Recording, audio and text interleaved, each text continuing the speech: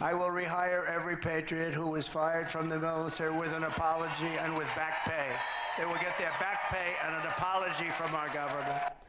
President-elect Donald Trump's daughter Ivanka posting on X this week that her father is still fully committed to keeping this pledge to the approximately 8,000 service members who chose discharge rather than submit to a mandated COVID vaccine. The promised reimbursement is the key here, as only a handful of those 8,000 discharged actually sought reinstatement when the military's mandate was lifted in January of 2023.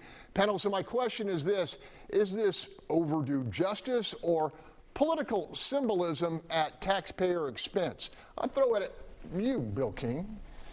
Well, the vaccine mandates are a complicated, nuanced subject. I think that in this particular case, if the vaccine does not provide blocking of transmission, there's really no rationale for a mandate. And early on, the public health establishment said that these would do that, but it was pretty clear the trials never showed that, and the subsequent data didn't. So there really wasn't much of a case for mandates of the COVID vaccine. So I don't think this is unreasonable. But, you know, I would point out, I think we got, what, a million people in the military, and there's 8,000. This is a very, very small group of people that decided not to do it. Gary, it gets back to, you know, they were given an order and they said, I'm not following that order, and they were given a path out, but should we have to pay them for making that decision? I'm okay with paying those who wanted to return and lost money while they were gone. But for the others who decided, I'm done, then okay, you're done. There's not unlimited money to pay for every idea that comes into the head of our politicians. We can't afford it. You know, you got, as you pointed out correctly, Bill and Greg, all the money the year spending on taxes. You didn't even talk about federal taxes and how much you're paying there and the waste there. It's incredible. Okay, we've got 3 attorneys here, but we only have 1 healthcare specialist. So, Chow, what's your take here?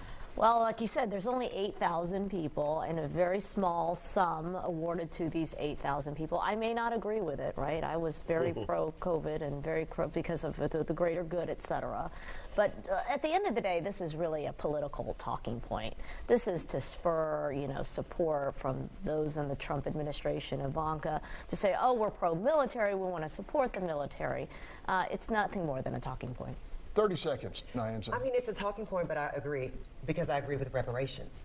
See, if the people that refused the vaccine believe they were right in their convictions, I think that if now we find out that they didn't need vaccines or it wasn't going to do what it's supposed to do, they should get their money back. And it shouldn't matter whether or not they decided to go back to the military, because we can afford it. 20 seconds. When I went through basic training, you stood in line, you took your shots. When I deployed to England, you stood in line, you took your shots. Now, the other side of the coin, this is an untested, unproven vaccine with unproven results, so I do have some sympathy for that side of it. If they are going to be reinstated and given back pay, they should also get any promotions that they would have earned during that period. Interesting. I thought that was a good topic.